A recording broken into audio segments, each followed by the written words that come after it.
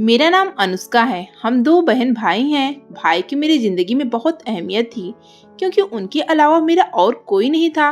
मेरा भाई मुझसे बड़ा था। अम्मा का बचपन में देहांत हो गया था, इसलिए पापा ने कभी भी हमसे सख्ती से बात नहीं की थी और भाई ने भी कभी ऐसा नहीं किया था। मैं कॉलेज जाया करती थी जबकि मेरे भाई यूनिवर्सिटी जाते थे। यूनिवर्सिटी में अभी उनका 1 साल बाकी था और उसके बाद उन्हें अच्छी नौकरी मिल जाती। मेरी तो बहुत अरसे से ख्वाहिश थी कि जल्द से जल्द भाई की शादी हो जाए और भाभी घर आ जाएं। ऐसे में घर में रौनक हो जाएगी। लेकिन भाई अभी शादी के लिए राजी नहीं थे। पहले वो अपनी पढ़ाई पूरी करना चाहते थे, उसके बाद कोई नौकरी तलाश करके ही शादी करना चाहते थे। पापा ने भी उन्हें शादी के लिए मजबूर नहीं किया था। वक्त इसी तरह से गुजर रहा था और फिर मेरे भाई की पढ़ाई पूरी हो गई, उन्हें एक अच्छी नौकरी भी मिल गई। तब हमने उनकी शादी करने का सोचा। इससे पहले कि हम लोग रिश्ते उनके लिए तलाश करते, भाई ने खुद ही बता दिया कि वो एक लड़की को पसंद करते हैं जो उनके क्लास में ही उनके साथ पढ़ती थी, उसी से शादी करेंगे। वो बहुत ही अच्छी और सुलझी हुई लड़की है। भाई की पसंद से हम लोग कैसे इनकार कर सकते थे। जब ये बात मेरे पापा को मालूम हुई तो पापा ने कोई एतराज न किया और भाई से उस लड़की के घर का पता पूछा ताकि हम लोग बाकायदा तौर पर जाकर उसका रिश्ता मांग सकें। मैं बहुत खुश थी कि मेरे भाई की शादी होने वाली है। मुझे तो हमेशा से ही शादियों का बहुत शौक था। मैं यह सोचती थी कि भाई की शादी हो जाएगी और इस तरह से जब भाभी घर आ जाएंगी उसके बाद मेरी भी शादी हो जाएगी। मैं अपने घर चली जाऊंगी। मुझे पढ़ाई लिखाई का जरा भी शौक नहीं था। मैं बस शादी करके जाना चाहती थी क्योंकि शादी के मौके पर इंसान को बहुत सारी चीजें मिलती हैं और उसके बाद उसका अपना एक घर होता है। मेरी भी यही ख्वाहिश थी कि मैं अपने घर जाऊं और अपनी मर्जी से जिंदगी गुजारूं। कॉलेज में सारी सहेलियां यही बातें करती थीं। किसी की मंगनी तय हो गई थी और किसी का रिश्ता तलाश कर रहे थे। ऐसे में मैं ये सोचती थी कि जाने मेरी शादी कब होगी। उन सारी लड़कियों की देखा देखी मेरे अंदर भी यह शौक पैदा हो गया था कि मेरी शादी हो जाए। लेकिन खैर भाई की शादी होने लगी थी तो उम्मीद थी कि मेरी शादी भी जल्दी ही हो जाएगी। इसी वजह से मैं कुछ ज्यादा ही खुश थी। भाई के कहने पर हम लोग उन लोगों के घर रिश्ता लेकर चले गए जिस लड़की को भाई पसंद करते थे। लड़की दिखने में बहुत खूबसूरत थी, सुलझी हुई और सलीके वाली, और वैसे भी वो देखने में बहुत मासूम लगती थी। लड़की तो हम लोगों को बहुत अच्छी लगी और पापा को ये रिश्ता मंजूर था। मगर मुझे थोड़ी सी मायूसी इसलिए हुई क्योंकि मैं चाहती थी मेरी भाभी किसी बड़े घर की अमीर लड़की हो। मैं तो खुश थी कि भाई ने यूनिवर्सिटी में लड़की पसंद की है तो वह किसी अमीर घर की होगी। ऐसे में भाभी के रिश्तेदारों में ही कहीं मेरा रिश्ता पक्का हो जाएगा। लेकिन जब उनके घर जाकर देखा तो वो लोग बहुत ही आम सी जिंदगी गुजार रहे थे। छोटा सा घर था लेकिन साफ सुथरा था। लड़की के पापा का देहांत हो गया था और वो अपनी माँ के साथ रहती थी। उसकी अम्मा एक सरकारी स्कूल में टीचर थी। सारी जिंदगी उन्होंने मेहनत की थी और अपनी बेटी को पढ़ा लिखा कर बड़ा किया था। उनके घर में सिर्फ जरूरत की चीजें थी। घर बहुत बड़ा नहीं था लेकिन बहुत ही साफ सुथरा था। उस घर को देखकर उन घर के रहने वाले लोगों के सलीके का अच्छी तरह से अंदाजा लगाया जा सकता था। मगर जो सोचकर मैं आई थी वैसा कुछ भी नहीं था।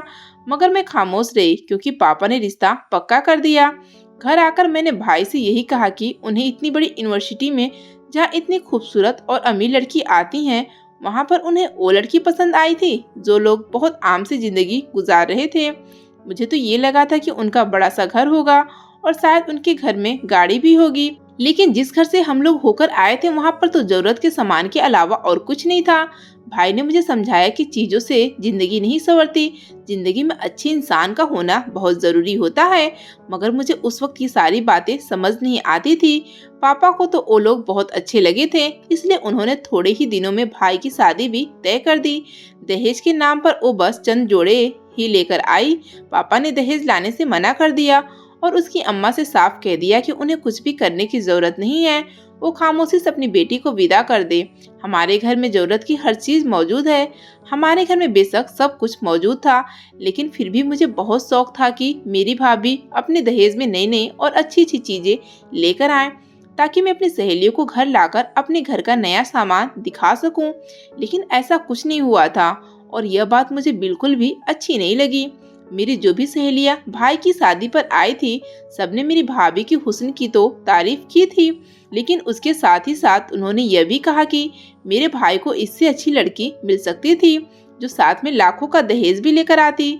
भाई को क्या जरूरत पड़ी थी ऐसी लड़की से शादी करने की, और वो भी पसंद की शादी।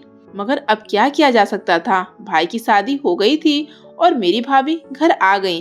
घर आकर उन्होंने सारी जिम्मेदारी बहुत अच्छे तरीके से संभाली और मेरे घर के कामकाज से जान छूट गई थी।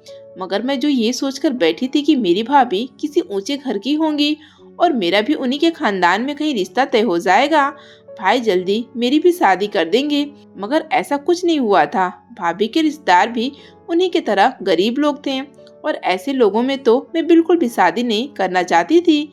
पापा को वैसे भी मेरी अभी शादी नहीं करनी थी। वो चाहते थे कि मैं भी भाई की तरह अच्छा पढ़ लिख लूं, उसके बाद ही वो मेरे फ्यूचर के बारे में सोचेंगे।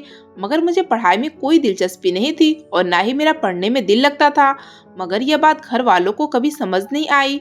मेरी भाभी वैसे तो बहुत अच्छी थी, वो मेरा बहुत ख्याल रखती थी और उन्होंने कभी भी भाभी वाला रवैया नहीं अपनाया था। हमेशा उन्होंने मुझे अपनी छोटी बहन समझा था और मेरी हर जरूरत का ख्याल रखा। यही वजह थी कि बहुत जल्दी मैं भी उनके साथ घुल मिल गई और लोगों की बातों को मैंने नजरअंदाज कर दिया। हम लोग हंसी खुशी जिंदगी गुजारने लगे थे। भाई की शादी को अभी 2 महीने गुजरे थे जब मेरे पापा का देहांत हो गया। यह सदमा हम लोगों के लिए बहुत बड़ा था। अम्मा के बाद पापा ने तो हमें संभाला था और वह भी हमें छोड़कर चले गए थे। हम लोगों ने सब्र किया था और अपनी जिंदगी में दोबारा से बिजी हो गए। कुछ ही वक्त बाद मेरी भाभी की अम्मा का भी देहांत हो गया था और अब तो वह भी अपने घर नहीं जाती थी। उनके घर में उनकी माँ के अलावा और कोई होता ही नहीं था और अब उनकी अम्मा भी इस दुनिया में नहीं रही थी। भाभी अपनी माँ की वजह से बहुत परेशान रहती थी और उलझी उलझी सी रहती। उनके पास एक माँ का ही रिश्ता था क्योंकि उनके बाकी रिश्तेदारों के बारे में कुछ भी मालूम नहीं था। ना ही हम लोगों ने कभी पूछा था और ना ही उन्होंने कभी बताया। बस यही कहा था कि उनके पापा एक ही भाई थे और उनकी मम्मी भी एक ही बहन थी। नाना नानी का भी देहांत हो गया था और दादा दादी का भी देहांत हो गया था। ऐसे में कोई भी उनका अपना सगा रिश्ता नहीं था, इसलिए वो दोनों माँ बेटी ही एक दूसरे का सहारा थी। जब से भाभी की अम्मा का देहांत हुआ था, भाभी कहीं भी घर से बाहर न जाती, सारा वक्त अपने कमरे में गुजारती। भाई अपने काम पर चले जाते और भाभी पूरा दिन अपने कमरे में बैठी रहती। घर के काम काज खत्म करके जाती तो वह मुझसे ज्यादा बात ना करती। शायद उन्होंने अपनी माँ के चले जाने का सदमा बहुत ज्यादा लिया था, इसलिए वो परेशान रहती थी। हम लोग बहुत कोशिश करते थे कि उनके दुख को कम कर सके। भाई भी जब उनको मौका मिलता तो भाभी को घर से बाहर ले जाते ताकि उनका दिल बहल जाए, लेकिन अभी तक हालात वैसे की वैसे ही थे, कुछ भी बेहतर नहीं हुआ था। हमने यह सोचा कि वक्त गुजरने के साथ सब कुछ ठीक हो जाएगा और मेरी भाभी पहले की तरह खुश रहने लगेंगी, लेकिन ये सिर्फ हमारी सोच ही थी, ऐसा कुछ भी नहीं हुआ था। उनकी माँ के देहांत को भी 2 महीने गुजर गए थे और 2 महीनों से मेरी भाभी किसी से भी हंसकर बात नहीं करती थी। सारा वक्त अपने कमरे में बैठकर अपनी माँ को याद करती रहती। कभी अपने पुराने घर चली जाती और उनकी चीजें उठाकर अपने घर ले आती। भाई ने अपने दफ्तर से कुछ दिन की छुट्टी ली थी ताकि वह घर में भाभी के साथ रह सके और उन्हें दोबारा जिंदगी की तरफ वापस ला सके। भाई अपनी इस कोशिश में कामयाब भी हुए थे। उन्होंने अपनी छुट्टियां भाभी के साथ ही गुजारी थी और उन्हें यह एहसास दिलाया था कि वो अकेली नहीं है। अगर उनकी माँ उन्हें छोड़कर चली गई थी तो हम लोग उनके साथ ही थे। ये भाई की मोहब्बत का ही नतीजा था कि वो दोबारा से अपनी पहली वाली जिंदगी जीने लगी थी और अपनी रूटीन में वापस आ गईं।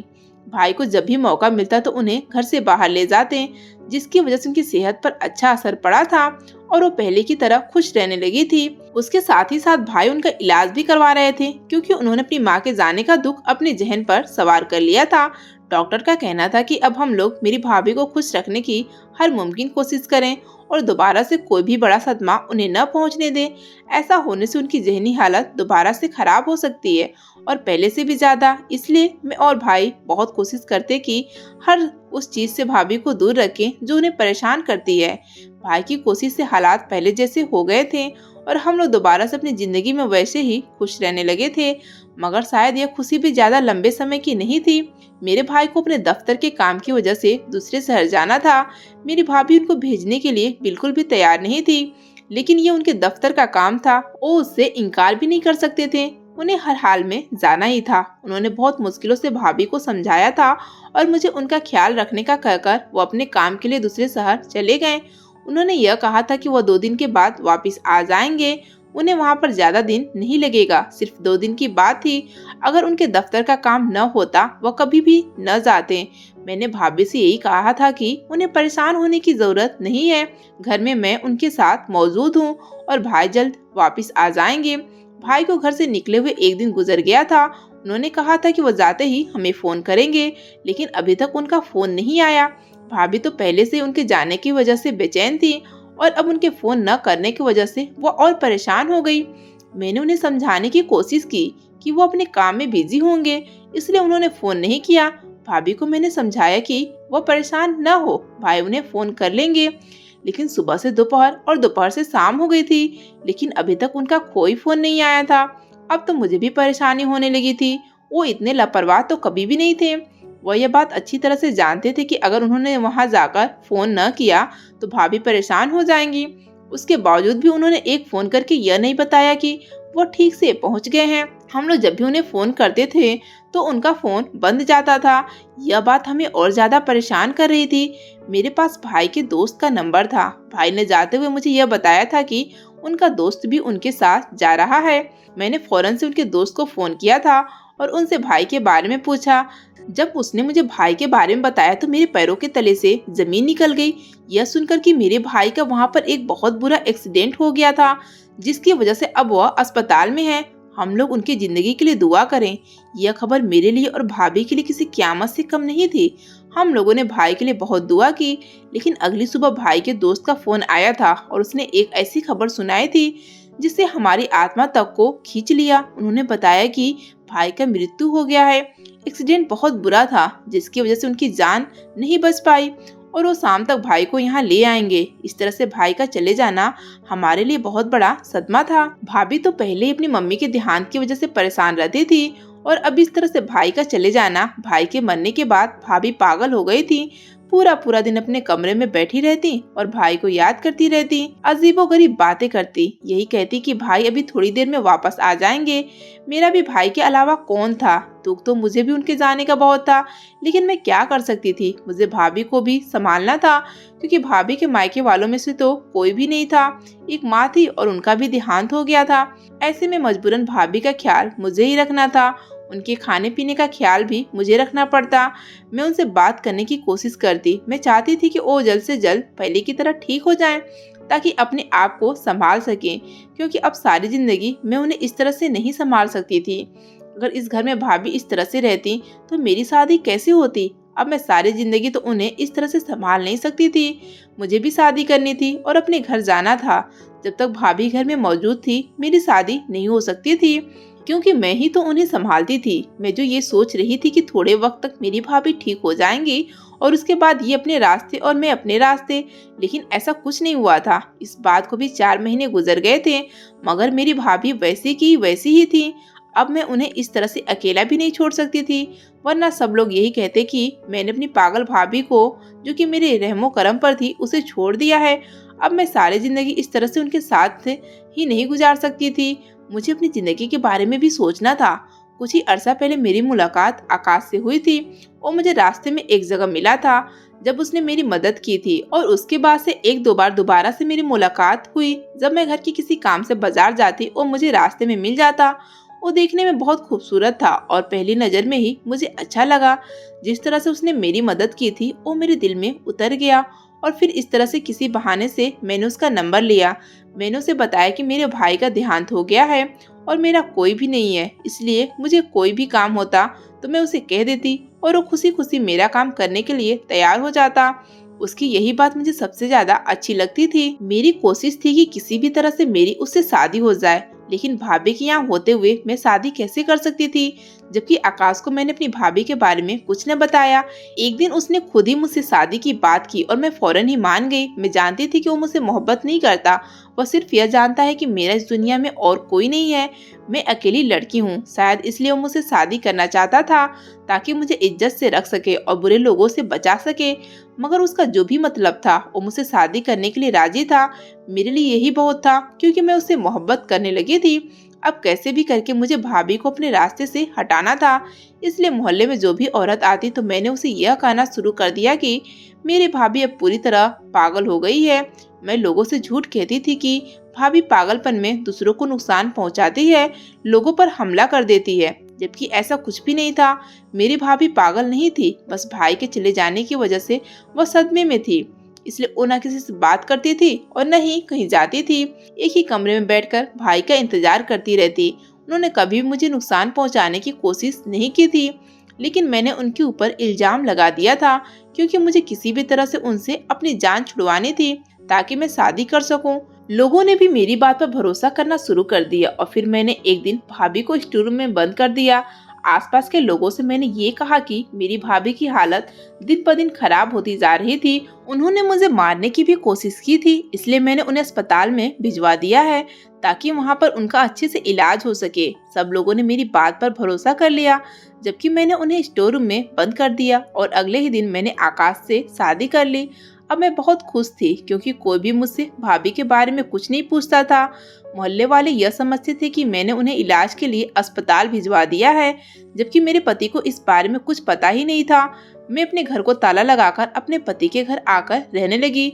अपनी खुशी में इस बात को भूल ही गई थी कि मैं भाभी को स्टोर रूम में बंद करके आई हूँ।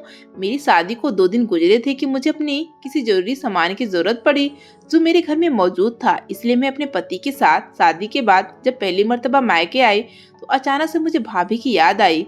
मेरा पति मुझे मेरे घर छोड़कर किसी काम से चला गया। उसने मुझे कहा कि जब मैं अपना जरूरी सामान ले लूं तो उसे फोन कर दूं, वो मुझे जाते हुए अपने साथ ले जाएगा। मैं ये समझी थी कि वह जा चुका है, इसलिए जैसे ही भाभी की याद आई तो परेशान होकर फौरन स्टोर रूम की तरफ भागी तो चीख निकल गई, क्योंकि मेरी भाभी तो वहीं पर बेहोश पड़ी हुई थी। मैंने उन्हें उठाने की बहुत कोशिश की, मगर कुछ न हुआ। अचानक से जैसे ही मेरी नजर स्टोर रूम के दरवाजे पर गई तो मेरा पति वहाँ पर खड़ा हुआ था और यह सारा मंजर देखकर हैरान था। उसने मुझसे मेरी भाभी के बारे में पूछा तो मैं चुप रही। हम लोग फौरन से मेरी भाभी को अस्पताल ले गए। जब डॉक्टर ने बताया कि 2 दिन भूखा रहने की वजह से वह बेहोश हो गई थी, जैसे वो थोड़ी बेहतर हुई हम लोग उन्हें अपने साथ घर ले आए। जब मेरे पति ने मुझसे पूछा, अब मेरे पास कोई बहाना नहीं था, इसलिए मैंने सारी हकीकत बता दी कि किस तरह से शादी करने के लिए मैंने अपनी भाभी को सब लोगों की नजरों में वाकई पागल करार दे दिया था और उन्हें स्टोर रूम में बंद कर दिया। सारी बातें सुनकर मेरे पति को बहुत गुस्सा आया। वो हमेशा से ऐसा ही था, नरम दिल और सब लोगों की तकलीफ को महसूस करने वाला। मैं जानती थी कि उसे ये बात बहुत बुरी लगी होगी कि मैंने अपनी ही भाभी के साथ ही ये सब कुछ किया था। मैं अपने किए पर शर्मिंदा थी, मगर मेरा पति मुझे माफ करने के लिए तैयार नहीं था कि मैं कैसे अपने ही भाई की बीवी के साथ यह सब कुछ कर सकती हूँ। वो भाई जो अब इस दुनिया में भी नहीं था और अपनी बीवी को मेरे हवाले करके गया था। उसकी गैर मौजूदगी में मैंने उसके साथ अच्छा नहीं किया। मैंने अपने पति से माफी मांगी और उससे कहा कि अब मैं कोई गलती नहीं करूंगी, बल्कि हम लोग उसका इलाज करवाएंगे और उसे अपने साथ यहीं रखेंगे। इस बात पर उसने मुझे माफ कर दिया था और उसके बाद मेरी भाभी मेरे ही घर रहने लगी। हम लोग उसका इलाज करवा रहे थे, जबकि मेरा पति मेरी भाभी की बहुत तरफदारी करता, उससे हमदर्दी जताता और उसकी बहुत फिक्र करता। यह बात मुझे बिल्कुल भी पसंद नहीं थी। अंदर ही अंदर मुझे अपनी भाभी से नफरत होने लगी। एक तो मुझे उसका ख्याल रखना पड़ता था, उसके ख्याल रखने में जरा सी भी लापरवाही मेरा पति बर्दाश्त नहीं करता था। यह बात मुझे सख्त नापसंद थी कि वह मुझसे ज्यादा मेरी भाभी को अहमियत देने लगा था। और दूसरा, मैं जो उन्हीं सारी चीजों से जान छुड़ाना चाहती थी दोबारा से मेरे सामने आ गई थी और मुझे दोबारा से अपनी भाभी का ख्याल रखना पड़ता था। अपने पति को खुश करने के लिए ऐसा लगता था जैसे मेरी जिंदगी तो खत्म ही हो गई है। मेरे हिस्से की खुशियाँ तो मुझसे दूर हो गई थी। मैं सारा दिन घर के कामों में लगी रहती या फिर भाभी के कामों में लगी रहती। अब मैंने सोच लिया था कि मुझे क्या करना है। जब तक मेरी भाभी मेरे घर में मौजूद थी तब तक तो मेरी जिंदगी इसी तरह से रहनी थी। मैंने सोचा कि क्यों ना उसे यहाँ से भेज दिया जाए, उसके बाद ही मेरी जिंदगी में सुकून आ सकता था। अपने पति का उसकी तरफ ज्यादा ध्यान होना और उसकी ज्यादा फिक्र करना मुझे और परेशान करता था, क्योंकि मेरी भाभी जहनी बीमार भले ही थी मगर वो दिखने में मुझसे भी ज्यादा खूबसूरत थी। इसलिए एक दिन मेरा पति घर पर मौजूद नहीं था तो मैंने अपनी भाभी को धक्के देकर घर से बाहर निकाल दिया। ये कहा कि वह यहाँ से दूर चली जाएं, मेरी जिंदगी से निकल जाएं। और मैंने ये भी सोच लिया था कि अपने पति को मुझे क्या कहना है। जब मेरा पति घर वापस आया तो मैंने बहाना बनाया और अपने सर पर खुद ही चोट मार ली। ये कहा कि मेरी भाभी सच में पागल हो गई है, मेरे सर पर कोई चीज मारकर घर से भाग गई है और मैंने उन्हें ढूंढने की बहुत कोशिश की, लेकिन वह मिली नहीं।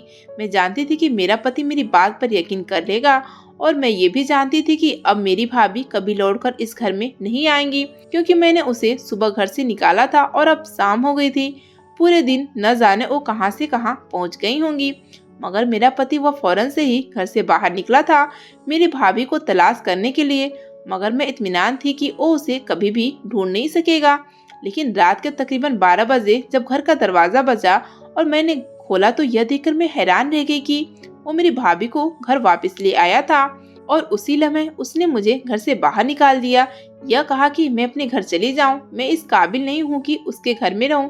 उसने तो यह समझकर मुझसे शादी की थी कि मैं एक बेसहारा नरम दिल लड़की हूं, लेकिन उसे नहीं मालूम था कि मैं अपने खुदगर्जी में आकर क्या कुछ कर जाती हूं। मैंने पहले भी अपने खुदगर्जी में अपनी भाभी को स्टोर में बंद कर दिया था, और अभी मैंने उसे घर से निकाल दिया, यह सोचे बगैर कि बाहर की दुनिया कितनी खतरनाक है और जाने लोग उसके साथ क्या सलूक करेंगे।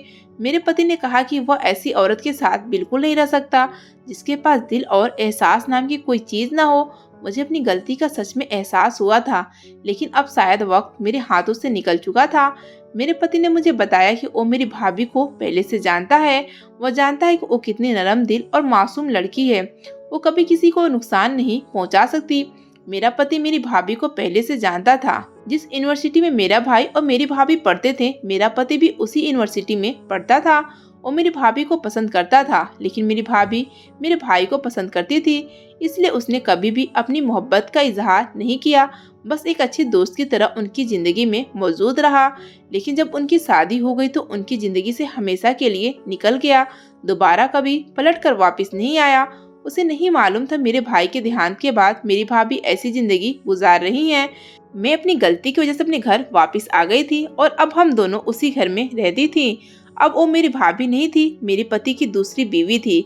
मगर उसने कभी भी मुझसे किसी भी पुरानी बात का बदला नहीं लिया था, और ना ही मुझे उस घर से निकालने की कभी कोशिश की थी।